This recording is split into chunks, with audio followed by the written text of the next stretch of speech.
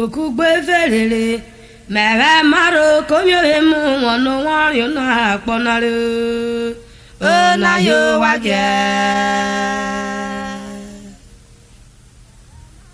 Okugbe ferere mere maro komyo emu wono wonyo na ponare o na yo waje rapo egwa Warwara foro afota warwara biyo afota eka wafu meje waria oye waro biyo ye wachuru rogana wara fafuna orowo agwalana wakera wo gbe opa me ya pokegbe kururo mera gbarine o me gbaro gane abokure ke wonto ure ke ma fa worun yire Etata meta no more show me wapo Osefoni ye bi popo you worry me aye hai popo Orwa no mare ba da we mama oro popo ota ni lege Otyo yo isata Ore mete yawa uduye ruru gami kiwe Ugami wata ugele be wa yikibiwe Uri ama wata uje uki wa papa kiwe Enire ra iwa kworo agawu obi agara wonyera kwa ite mana die muti ire wo fire re yokuye wekalo ma obiko yo iju yawo wa lo bese woju boja be yo me ya ma bo batete uwe mura wa lo ko irebe fake ati hena me wo wo wa yo ebe meta na ganera oleru me kota na ganero bile abile ga URHOBO owaye be logare oya jo efa yo tabe oganero bile loge kofia na yeta da va akire kini fase ole lo kango ne si babi yo yotigo akokona oloru me da fa oloru me urofore wa fowo yagbe yawa we won fa fogo yeya magbere muro ma fi pe ujuro wa bro maro ya kubuko aro mama wa ba gyo wala oro gene gen skunere ngbe mu padu yake o wa wa ka jumi wa wo ma wa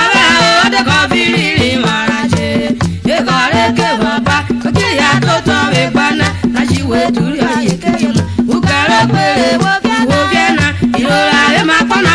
abo to fo no na nika polo abumolo wo mi ra kaya ogedege aroma upolo na ya baru okeya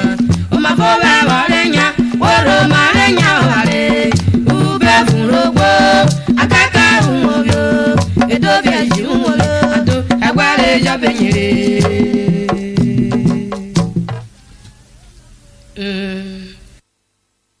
idare onavo Oni chifi ogute okeri na yogute apa akere davure ono na kona ameverare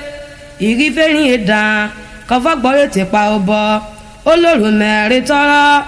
komputa ya befan ebe ofa won URHOBO kohona ameverare o kugbigya inani ko erin eda wa hiruwo Ami kwete erin da je fakpa o aye wa mi kwete na erare torete erin da je fakpa o aye we rare torete na igi kete erin da je fakpa o na ifo igi kete na URHOBO marota ori YouTube ra kenana koje ofuwo opo boyo YouTube wa ke bona YouTube baba wa mlere wa o Babu, ona Mario Rabra nene, onu fo ari utu na Rabra nene, emunurwa.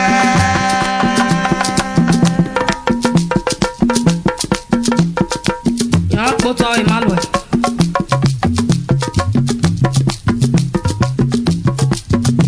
Emu akpone fun, yutura wonwe awore, awara ari o, aye roma sorere, onu na ora na devure. Yuke the bedi bebede no ja bujo lisan no ye wo ogana wo shere aye wu yo mi ere aye gbola bọ́lá wẹ̀ ọ̀wẹ̀rẹ̀ mọ bọ́ba ìkẹ́ oréré kan náà wọ́ fẹ́ àwọn bọ́ba fi kẹ́ oréré ọ̀rọ̀ náà kérésì o báàbò ọ̀nà àlọ́ bàbá nìní ọ̀dùnkó àríyó tún náà lọ́ bàbá nìní èmúnúrọ̀ ìmọ̀lẹ̀ lẹ́tà ó máa pọ́tọ̀ wé kété rẹ̀ náà.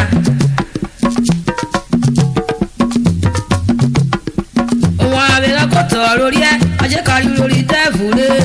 olùkà amúlẹ̀yàn ọ̀ṣẹ́ kárí o máa ràn ètè mẹ́fà máa ná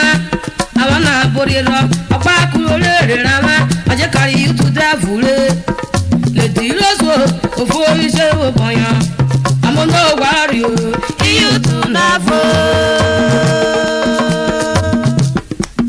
olóòrù mẹ́rẹ̀ẹ́tọ́lá ègidì iṣẹ́ òbọ̀nà àmọ́ náà wà rí o iyútù náà fò. àwọn aṣọ máa ń tán abẹ́wà kó tán o ọ̀rẹ́ bá tún iyútù rà. èjì ó bá bá òrò. Music Matters Sound Studio ọ̀kọ̀ọ̀kọ̀ ìtì àríyá gọlọ́nà èmú bọ́ wọ́n náà tó wọ́rí àwọ̀ ọ̀nà ẹ̀ producer mi ọ̀ Victor Arigo èèbó dadi wẹ̀ kóbíró kọ̀bọ́lé Nàìjíríà wọ́n yà bọ̀lì kàsẹ́tì rù ùlẹ̀sọ̀ wáyé kọ́kọ̀kọ̀ iye àpọ̀kọ̀ rẹ̀ bí ó wà rò ọ̀kẹ́rù bí ẹ̀rọ kì í nana ètò ìṣe kẹrù ìwẹ̀ àwàrìàn kẹlẹ papọ̀ kíkọ wọ́n yà ń rẹ̀ fúwé ọ̀nà wọ̀rí ọ̀rọ̀ ẹ̀ obìnrin rẹ̀ mú ọ̀rọ̀ ẹ̀ ṣìfẹ́ fi bí rẹ̀ ọ̀sẹ̀rì bẹ́jàmẹ́ni ọ̀gá wùyàn rẹ̀ kọ́yọ̀rì ìgìrọ̀fù náà yóò dá owó múrùn ma òtẹ̀ owó múrùn ma kọ́yọ̀rà bó sòwò amóyà àbúrò náà wò ma kóyìbó ọ̀nà bẹ̀rẹ̀ wọ́n ti dé òkèrè amẹ́nẹ́ta ṣe àdọ́gbò òkèrè yùtí kìsẹ́ adefia polisi yọ ege lẹ́wọ̀n mare urobo miriro kunu jori ewota ti ma lẹ ọwọ́n wọn ma ọgẹ́ nílẹ̀ ká wọn wọn ma ẹ̀dẹ̀ kọ́rọ́ kì í níbẹ̀ pa o ọ̀rọ̀ náà kérésì o pa ọ̀nà nàlẹ́ rárá nínú ọ̀dọ́wọ́ àríyùtù nàlẹ́ rárá nínú ìmúlòrò ẹ̀.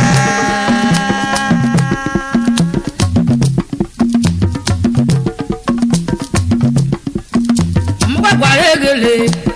tó emu wọ́ta wọ́n ẹ̀rọ bò ọ̀rọ̀ wọn náà kí mọ̀ wá yàrá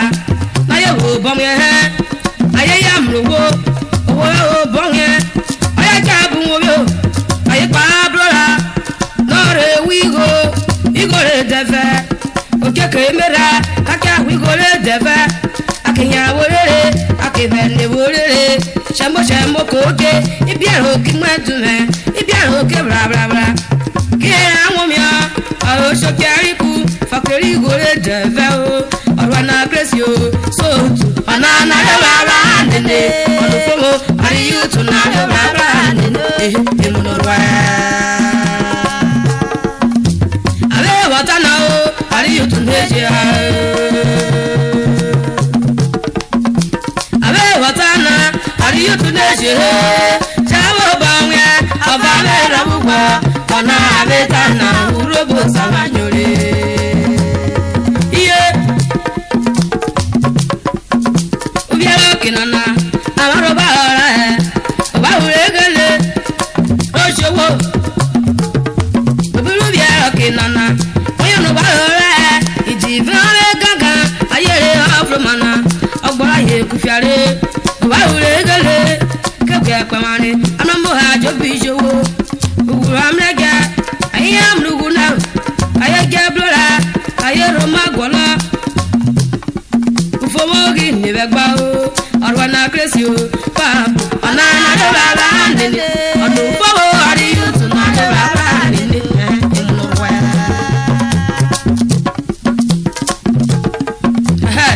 àwẹ̀wúyẹ̀ ìròṣẹ́ òkìlìkò ṣé bàbá ọ̀gbẹ́ parí ọ fúnmi àríyùtù náà ìmí àgbọ̀ nẹ́fọ̀ ayẹyẹ yẹn pa hàn àwọn bọ̀dé dé wàgà wọ́n rí yóò tún náà láyé papò fún mi ọ́ kò bọ̀ ọ̀ràn wọn ọ̀kàrẹ́ mu náà àbótúrí pọlitíṣàlẹ̀ kò bọ̀ ọ̀ràn wọn ọ̀kàrẹ́ mu náà owó yóò fomi lọ àfọ̀rẹ́ ráyàn ìbẹ̀rẹ̀ ọ̀rẹ́ wọn URHOBO àwọn àríyẹrẹ dé mulare lajo shori soja ari yutuna eje pofomina iwori jamana e morayo ere nako aye nako boyin ere Nigeria ina podedo ke morayo fa igora ma pofomina owi bo vera wa gbogbo ojo ye pa kotara ebi ko na wa kwari ba ona na yo la nene orufo ari yutuna yo la nene emurwa agbara mo convention jo se awe wiye ko wokowo ori go la me se o tabuto ma oro gbotu oyo seru mi o alawoje ko biruo alawo tanaru me ari yutun deje